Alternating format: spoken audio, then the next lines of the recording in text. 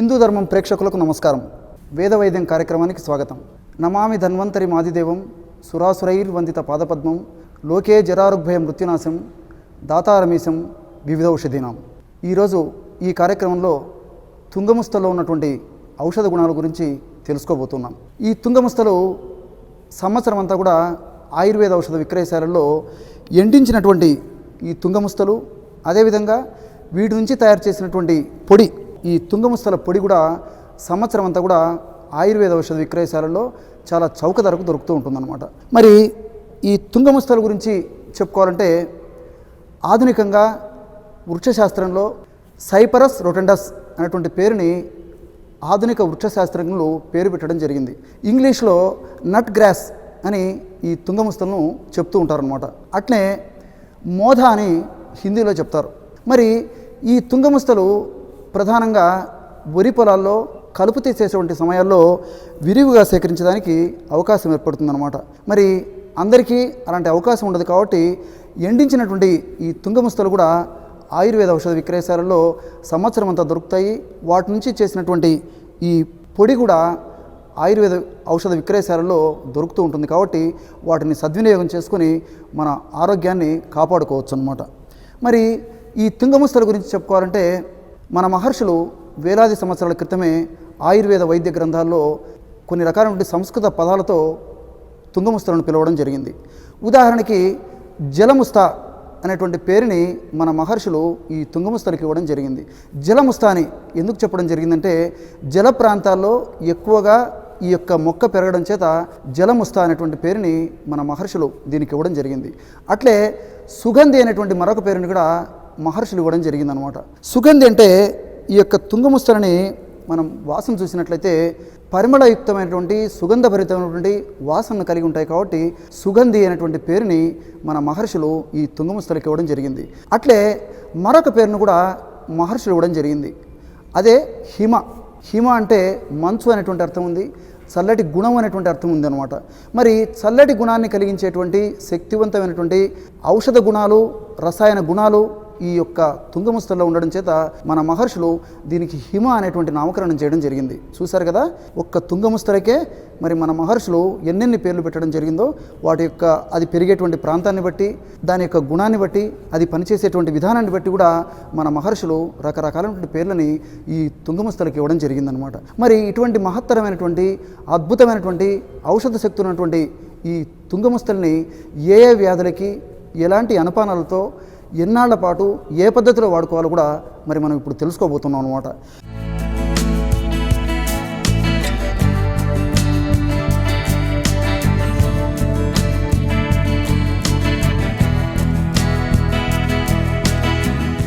ఉదాహరణకి దగ్గు. ఈ దగ్గు సమస్య చాలామంది ఎప్పుడో ఒకప్పుడు ఎదుర్కొనేటువంటి సర్వసాధారణ సమస్య. దగ్గు గురించి చెప్పుకోవాలంటే మన మహర్షులు దగ్గుని సంస్కృతంలో కాస అనేటువంటి పదంతో చెప్పడం జరిగిందనమాట. కాస అంటే దగ్గు. తెలుగులో కూడా చాలామందిని చెప్పుకుంటూ ఉంటాం కాస అని చెప్పేసి. చాలామందికి తెలిసినటువంటి పదమే సంస్కృత పదము, తెలుగులో కూడా ఎక్కువగా వాడుకలో ఉందన్నమాట. ఈ దగ్గు రెండు విధాలుగా మనల్ని ఇబ్బంది పెడుతూ ఉంటుంది. సాధారణ దగ్గు, దీర్ఘకాలిక దగ్గు. సాధారణ దగ్గు అంటే 5 రోజులు, వారము లేదా 10 రోజులు, మహా అంటే 15 రోజుల పాటు వేధించేసేసి క్రమంగా తగ్గిపోతుంది. అది సాధారణ దగ్గు. కానీ దీర్ఘకాలిక దగ్గు అనేది మరొక రకమైనటువంటి దగ్గు ఉందన్నమాట. ఇది మాత్రము మరి నెల కావచ్చు, 2 మాసాలు కావచ్చు, 3 మాసాలు కావచ్చు, మరింత దీర్ఘకాలికంగా కూడా ఈ దగ్గు వేధిస్తూ మనల్ని ఇబ్బంది పెడుతూ ఉంటుందన్నమాట. ఇలాంటి సందర్భాలలో మన మహర్షులు ప్రసాదించినటువంటి దివ్యదత్తమైనటువంటి మహోన్నతమైనటువంటి ఈ యొక్క తుంగముస్తలకు సంబంధించినటువంటి అవగాహనను పెంపొందించుకొని ఆ తుంగముస్తలని సద్వినియోగం చేసుకోవడం వల్ల ఆ దగ్గు సమస్య నుంచి కూడా మనం బయటపడేందుకు అవకాశం ఏర్పడుతుందన్నమాట. ఈ తుంగముస్తలని దగ్గుకి ఎలా వాడుకోవాలంటే ఇంతకుముందే చెప్పుకున్నాం. ఈ తుంగముస్తలు ఆయుర్వేద ఔషధ విక్రయశాలలో సంవత్సరం అంతా దొరుకుతాయని, అదేవిధంగా తుంగముస్తల పొడి ఆయుర్వేద ఔషధ విక్రయశాలలో సంవత్సరం అంతా దొరుకుతుందని కూడా తెలుసుకున్నాం. కాబట్టి తుంగముస్తల పొడి తెచ్చుకోవాలి. ఈ తుంగముస్తల పొడి, తుంగముస్తల చూర్ణము ఒక 10 గ్రాములు తీసుకోండి. నేను కొద్ది ప్రమాణంలో తుంగముస్తల చూర్ణం తీసుకున్నాను. అట్లే ఇవి చూస్తేనే మీకు తెలిసే ఉంటుంది, దీనికి ప్రత్యేకంగా పరిచయం చేయనక్కర్లేదనుకుంటాను. మన ఇంట్లో ఉండేటువంటి గ్రంథి వస్తువు మహాతల్లి వంటింటి ఔషధము, వంటింటి దినుసు, వంటింటి ఆహారం. మరి ఈ విషయాలను చెప్పేసరికి మరింత స్పష్టత మీకు వచ్చి ఉంటుంది. మిరియాలు, మ్రియతే అనేన ఇతి మరిచం, అంటే శరీరంలో ఉన్నటువంటి విషతుల్యమైనటువంటి పదార్థాలను అన్నిటిని కూడా నిర్వీర్యం చేసేటువంటి శక్తి ఈ మిరియాలకు ఉండడం వల్ల మ్రియతే అనేన ఇతి మరిచం అని చెప్పేసి మన మహర్షులు చెప్పడం జరిగింది. అంటే విష రసాయన పదార్థాలు మన దేహంలో ఉండి మనల్ని ఇబ్బంది పెడుతున్నప్పుడు వాటిని నిర్వీర్యం చేసేటువంటి శక్తివంతమైనటువంటి ఔషధం ఈ మిరియాల్లో మరి మన మహర్షులు పొందుపరచడం జరిగిందనమాట. మరి ఈ మిరియాలను కూడా చూర్ణం చేసేసి ఆ చూర్ణాన్ని ఒక 10 గ్రాములు తీసుకోండి. తుంగముస్తల పొడి 10 గ్రాములు తీసుకున్నారు కదా, అదేవిధంగా ఈ విధంగా తయారు చేసుకున్నటువంటి మిరియాల పొడిని కూడా ఒక 10 గ్రాములు తీసుకోండి. అంటే తుంగముస్తల పొడి ఎంత తీసుకుంటూ ఉన్నామో మిరియాల పొడి కూడా అంతే తీసుకోవాలన్నమాట. దీని అర్థం అది. మీకు 10 గ్రాములు అని చెప్పాను కదా, 10 గ్రాములు తుంగముస్తల చూర్ణము, 10 గ్రాముల మిరియాల చూర్ణము, ఇంతే. చూడండి, దగ్గుకి మన భగవంతుడు ప్రసాదించినటువంటి శక్తివంతమైనటువంటి అమృత తుల్యమైనటువంటి ఔషధం తయారైపోతుంది. అతి తొందరలోనే మరి ఈ ఔషధం కూడా తయారై మన ముందుండి దాన్ని సద్వినియోగం చేసుకునేదానికి సిద్ధంగా ఉంటుంది. తయారైంది చూడండి, ఇంతే. తుంగముస్తల పొడి తీసుకున్నాము 10 గ్రాములు, అదేవిధంగా మిరియాల పొడి 10 గ్రాములు తీసుకున్నాము. ఈ రెంటిని బాగా కలిపేసేసి ఔషధం తయారు చేసుకున్నాం. ఈ మిరియాల గురించి కూడా ఒక 2 విషయాలు చెప్పుకోవాలన్నమాట. మ్రియతే అనేన ఇది మరిచం, అంటే విషతుల్య పదార్థాలని నిర్వీర్యం చేస్తుంది కాబట్టి మరిచం అని అన్నారని తెలుసుకున్నాం కదా. దీన్ని ఆధునికంగా వృక్షశాస్త్ర పరిభాషలో తుంగముస్తల చూర్ణము, మిరియాల చూర్ణము కలిపి తయారు చేసుకున్నటువంటి చూర్ణాన్ని ఒక సీసాలో నిల్వ ఉంచుకొని రోజు ఉదయం ఒకసారి, అదేవిధంగా సాయంత్రం ఒకసారి 1 లేదా 2 గ్రాముల పొడి,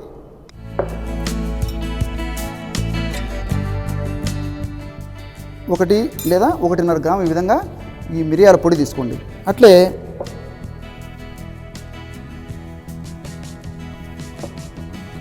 మహాద్భుతమైనటువంటి ఔషధం. దీన్ని చూసేసరికి మీకు అందరికీ తెలిసే ఉంటుంది. దీన్ని తగినంత తీసుకోండి. తేనె, ఇది అనేసరికి మళ్ళీ ఏదో అని చెప్పేసి మీకు సందేహం రావచ్చు. తేనె 2 రకాల చూర్ణాలు కలిపి తయారు చేసుకున్నటువంటి పొడి 1 గ్రాము లేదా 2 గ్రాములు, తేనె తగినంత. చూసారా, ఈ విధంగా ఉదయం ఒకసారి తయారు చేసుకోవాలి, అదేవిధంగా సాయంకాలం కూడా మరొకసారి తయారు చేసుకోవాలి. చెప్పండి, ఇప్పుడు ఏమేమి కలిపి తయారు చేసుకున్నాము ఔషధాన్ని? తుంగముస్తల పొడి 10 గ్రాములు తీసుకున్నాము, మిరియాల పొడి 10 గ్రాములు తీసుకున్నాము. రెంటిని కలిపేసేసి ఒక సీసాలో నిల్వ ఉంచుకొని రోజు ఉదయం ఒకసారి, సాయంత్రం ఒకసారి 1 గ్రాము లేదా 2 గ్రాముల ఈ యొక్క చూర్ణాన్ని తగినంత తేనెతో కలిపేసేసి ఔషధాన్ని వాడుకుంటున్నాం అన్నమాట. తేనెతో కలిపేసరికి ఈ విధంగా ఒక లేహ్యంలా తయారైపోతుంది అన్నమాట. ఈ ఔషధాన్ని చప్పరించేసేసి మింగి 1 కప్పు గోరువెచ్చని నీళ్ళు తాగుతూ ఉండాలి. ఈ విధంగా క్రమం తప్పకుండా ఉదయం ఒకసారి, సాయంత్రం ఒకసారి మరి ఈ యొక్క ఔషధాన్ని సేవించడం వల్ల వివిధ రకాలైనటువంటి కారణాల వల్ల వచ్చేటువంటి దగ్గు క్రమక్రమంగా తగ్గడం మొదలవుతుంది. భవిష్యత్తులో దీని నుంచి ఇతర ఉపద్రవాలు కూడా రాకుండా ఉంటాయి. చూశారు కదా, భగవంతుడు దగ్గు అనే సమస్యకి మరి మిరియాలు, తుంగముస్తల ద్వారా ఎటువంటి చక్కటి ఔషధాన్ని మనకు ప్రసాదించాడో, మరి ఇలాంటి సందర్భాలు, ఇలాంటి అవసరాలు వచ్చినప్పుడు మరి మనమందరం కూడా ఇలాంటి సహజ సిద్ధమైనటువంటి ఔషధాలను వాడి ఆ యొక్క సమస్యల నుంచి కూడా బయటపడవచ్చు అన్నమాట.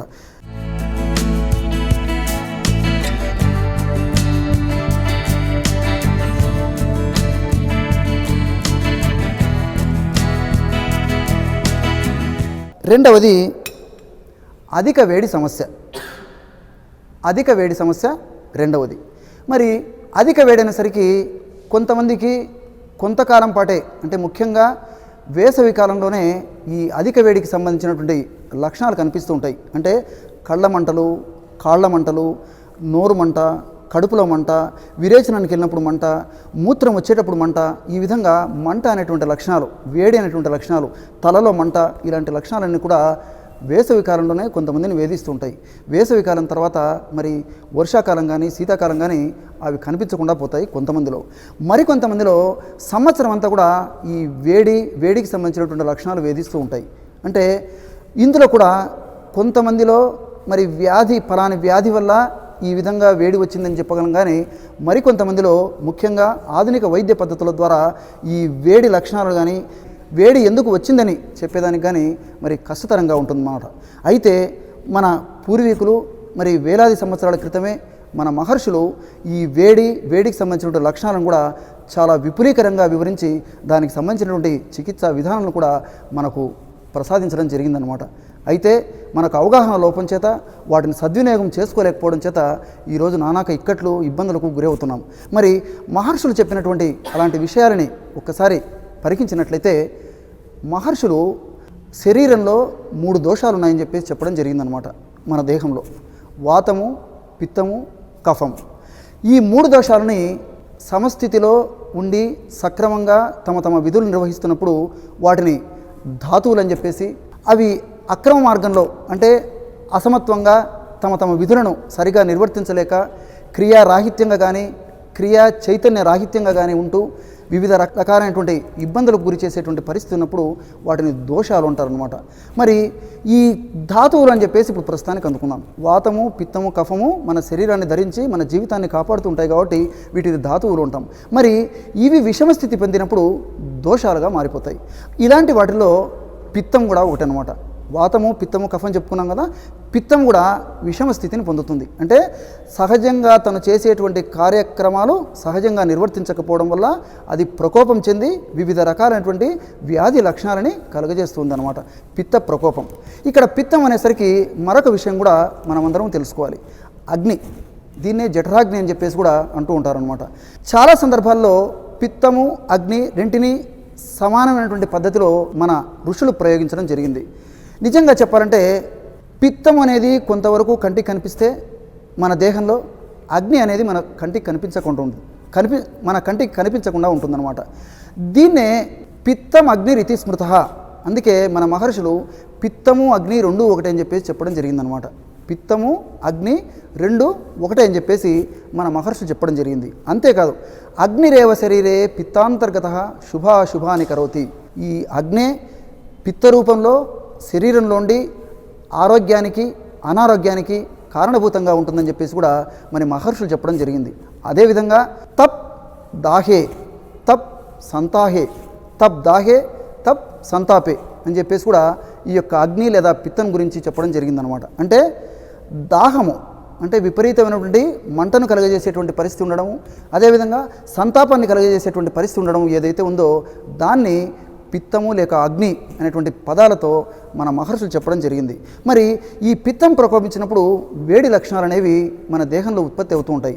ఇప్పుడే చెప్పుకున్నాం, కాళ్ళ మంటలు, కళ్ళ మంటలు, అదేవిధంగా కడుపులో మంట, నోటిలో మంట, మూత్ర మార్గంలో మూత్రం చేసేటప్పుడు అంటే మూత్రం వచ్చేటప్పుడు మంట, అదేవిధంగా విరేచనానికి వెళ్ళినప్పుడు మలద్వారం వద్ద మంట, ఇలాంటి లక్షణాలన్నీ కూడా పిత్తం ప్రకోపించినప్పుడు వస్తూ ఉంటాయన్నమాట.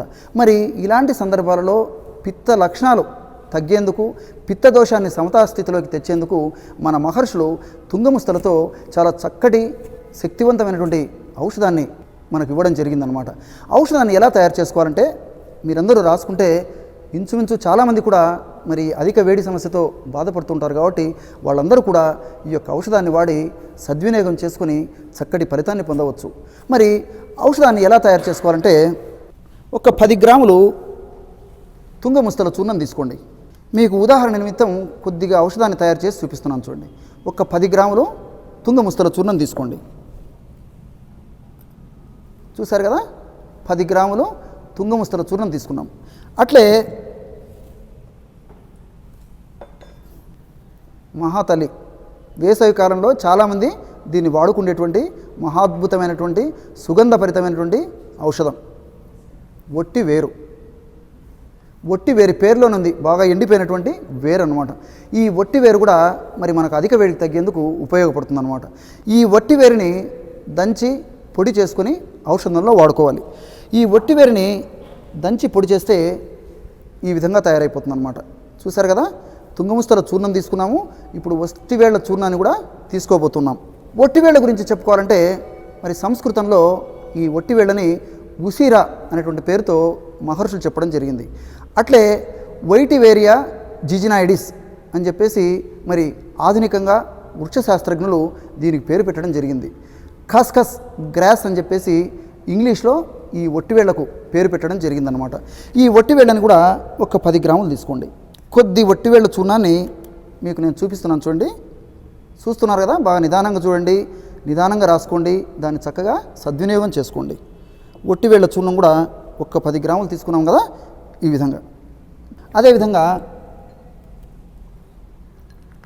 చూసారు కదా, చాలామంది దీన్ని చూస్తే గుర్తుపట్టే ఉంటారనమాట. కొంతమందికి మాత్రము దీనిపై స్పష్టమైనటువంటి అవగాహన ఉండదు. దీని పేరైతే వినింటారు. ఏది ఏమైనప్పటికీ సుగంధ పాల అంటారు. సుగంధభరితమైనటువంటి వాసనను కలిగజేసేటువంటి ఔషధము, శరీరంలో ఉన్నటువంటి వేడిని తగ్గించేటువంటి ఔషధం కాబట్టి దీనికి సుగంధ పాల అని చెప్పేసి తెలుగులో చెప్పడం జరుగుతుందన్నమాట. ఈ సుగంధి పాల గురించి చెప్పాలంటే సంస్కృతంలో శారిబా అని చెప్పి మన మహర్షులు పేరు పెట్టడం జరిగింది. హెమిడిస్మస్ ఇండికస్ అని వృక్షశాస్త్రరీత్యా ఆధునిక వైద్య శాస్త్రజ్ఞులు పేరు పెట్టడం జరిగింది. ఇంగ్లీషులో సర్సపరిల్లా అనేటువంటి పేరుతో పిలవడం జరుగుతూ ఉంటుందన్నమాట. అంటే సరసపరిల్లా అన్న, హెమిడిస్మస్ ఇండికస్ అన్న, శారిబా అన్న, సుగంధి పాలన్న అన్నిటికీ కూడా ఇదే సుగంధి పాల. దీన్ని ఈ మధ్యలో పుల్లలాగా ఉంది కదా చూడండి, దంచేసేసి ఆ పుల్లను తీసేసి పైన ఉన్నటువంటి బెరడిని మెత్తగా దంచేసేసి పొడి చేసుకోవాలన్నమాట. ఆ విధంగా తయారు చేసుకున్నటువంటి చూర్ణము ఇలాగ తయారైపోతుంది. ఎంత సులువైనటువంటి వైద్య విధానాన్ని మన భగవంతుడు ఈ వేడి తగ్గడానికి, లేదు ఇది మీకు ఓపిక లేదు, తయారు చేసుకునేటువంటి టైము లేదు, ఆయుర్వేద ఔషధ విక్రయశాలలో ఒట్టివేళ్ల చూర్ణము దొరుకుతుంది, సుగంధి పాల చూర్ణం కూడా దొరుకుతుంది. శ్రేష్టమైనటువంటి స్టాండర్డ్ కంపెనీ వాళ్ళు తయారు చేసినటువంటి ఈ ఔషధాలను మనం తెచ్చుకోగలిగితే ఫలితాలు కూడా చాలా తృప్తికరంగా ఉంటాయి. మరి దీన్ని కూడా ఒక 10 గ్రాములు తీసుకోండి. ఇప్పుడు ఏమేమి తీసుకుంటున్నాం చెప్పండి మీరే, మరి చెప్పాలి. మరి తుంగముస్తల చూర్ణం 10 గ్రాములు తీసుకున్నాము, ఒట్టివేళ్ల చూర్ణము 10 గ్రాములు తీసుకున్నాము. అదేవిధంగా చెప్పండి మరి సుగంధి పాల చూర్ణం కూడా 10 గ్రాములు తీసుకున్నాం. అంటే మొత్తం ఎన్ని అయ్యాయి? ఇప్పటికీ 30 గ్రాములు ఈ చూర్ణాలు తయారయ్యాయి. ఈ 30 గ్రాముల చూర్ణానికి 30 గ్రాములు పంచదార కలుపుకోవాలి అంతే. అంటే చూర్ణం అంతా ఎంత ప్రమాణంలో ఉంటుందో అంత ప్రమాణంలో పంచదార కలుపుకోవాలి. మీకు ఉదాహరణ నిమిత్తము కొంత పంచదార కలిపి చూపిస్తున్నాను చూడండి. అంతే, ఈ 3 చూర్ణాలు పంచదార ఇంతే. వీటిని బాగా కలిసిపోయేటట్టు నూరేసేయండి.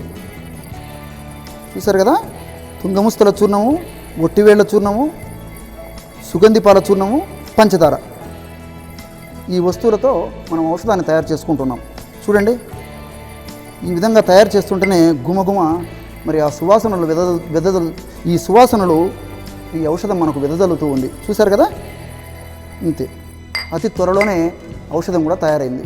ఈ ఔషధాన్ని ఒక పాత్రలో నిల్వ ఉంచుకోండి. ఒక గాజు సీసాలో లేదా గాజు పాత్రలో ఈ ఔషధాన్ని నిల్వ ఉంచుకొని రోజు ఉదయం ఒకసారి, సాయంత్రం ఒకసారి ఈ ఔషధాన్ని వాడుకుంటూ ఉండాలన్నమాట. ఔషధాన్ని ఎలా వాడుకోవాలంటే ఒక 5 గ్రాములు మనం తయారు చేసుకున్నటువంటి చూర్ణాన్ని తీసుకోవాలి. ఈ 5 గ్రాముల చూర్ణాన్ని 100 మిల్లీలీటర్ల నీళ్ళలో కలిపేసేయాలి. ఇంతే.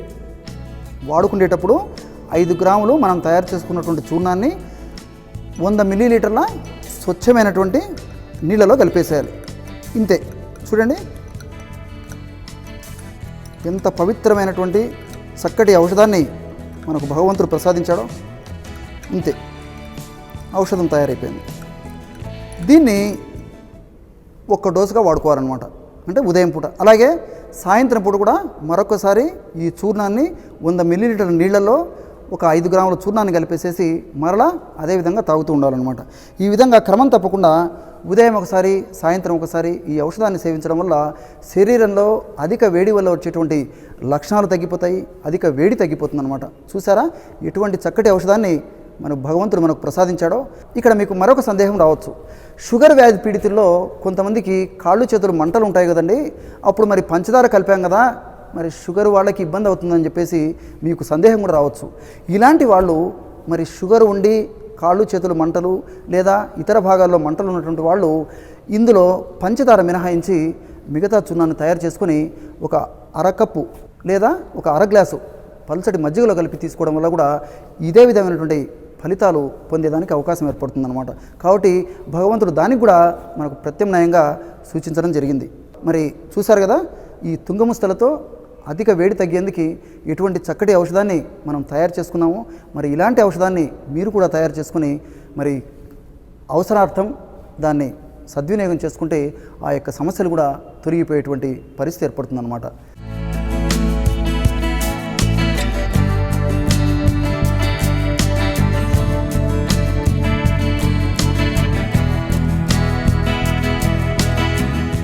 మరి ఈ కీళ్ళ నొప్పులకి తుంగముస్తలతో ఔషధాన్ని ఎలా తయారు చేసుకోవాలంటే మరి మీకు చెప్తాను, మీరు రాసుకోండి.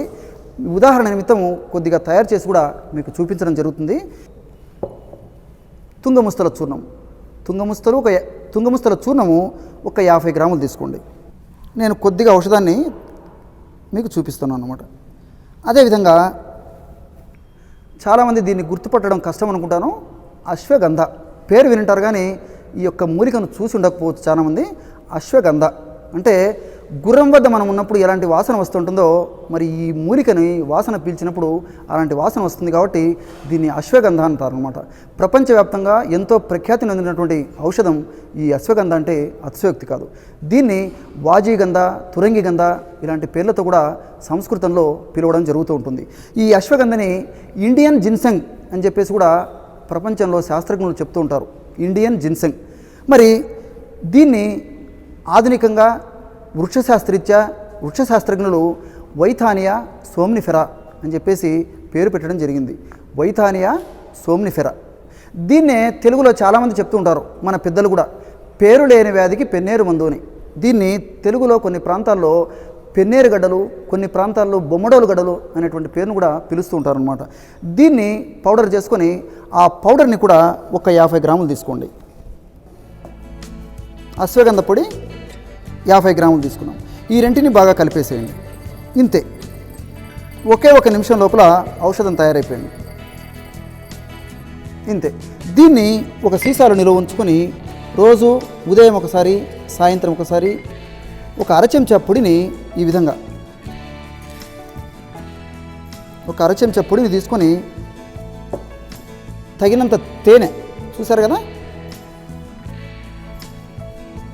తగినంత తేనెతో ఈ విధంగా కలిపేసేసి బాగా రంగరించేసేసి ఔషధం బాగా కలిసిపోయిన తర్వాత సేవిస్తూ ఉండాలన్నమాట. చూడండి, ఔషధం తయారైపోయింది. అవసరం అనుకుంటే కొద్దిగా తేనె కూడా ఎక్కువగా వేసుకోవచ్చు అన్నమాట. ఇంతే, కొద్దిగా తేనె వేసుకుంటే మరింత పలుచదనం సంతరించుకుంటుంది. చూసారా, కీళ్ళ నొప్పులకి భగవంతుడు ప్రసాదించినటువంటి అత్యుత్తమైనటువంటి ఔషధం తయారైపోయిందనమాట. దీన్ని ఉదయం ఒకసారి, సాయంత్రం ఒకసారి చప్పరించేసి ఒక కప్పు గోరువెచ్చని పాలు తాగడం వల్ల క్రమక్రమంగా ఆ కీళ్ళ నొప్పుల సమస్య నుంచి బయటపడతారు.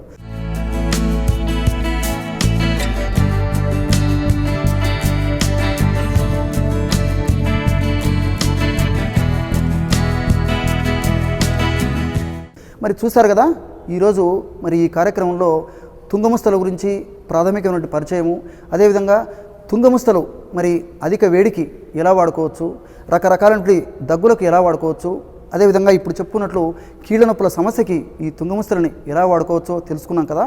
మరొక కార్యక్రమంలో మరొక అంశంతో మీ ముందుకు వస్తాం. అంతవరకు నమస్కారం. లోకా సమస్త సుఖినో భవంతు.